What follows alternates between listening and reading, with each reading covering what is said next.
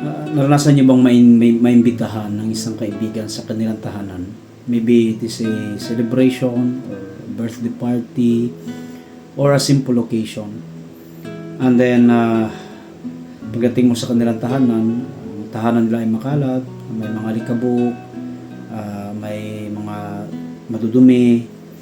And then, the following time na in-invite ka ulit ng kaibigan mo sa isang party sa kanilang tahanan, hindi ka na pumunta at hindi ka na pupunta, it's because makalat ang kanilang mga bahay, ang kanilang tahanan. I think ang problem ay hindi po ang kanilang tahanan, hindi po ang kanilang bahay.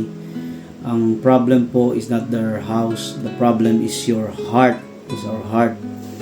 Sapagkat nakikita natin lagi ang kalat, nakikita natin lagi ang dumi ng kanilang tahanan or alikabok, pero hindi natin nakikita ang intention nila, ang warmth welcome nila sa iyo na papasukin ka sa kanilang tahanan. I think the problem is our heart.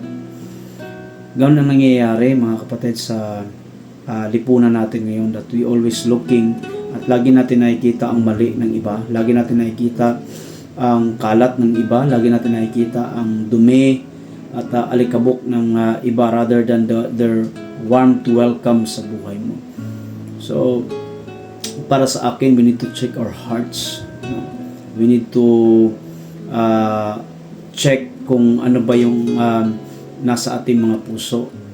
We need to see people, not their mess, not their kadumihan, but makita dapat natin sa kanila ang kabutihan at kagandahang loob ng kapwa natin na nag-invite sa atin.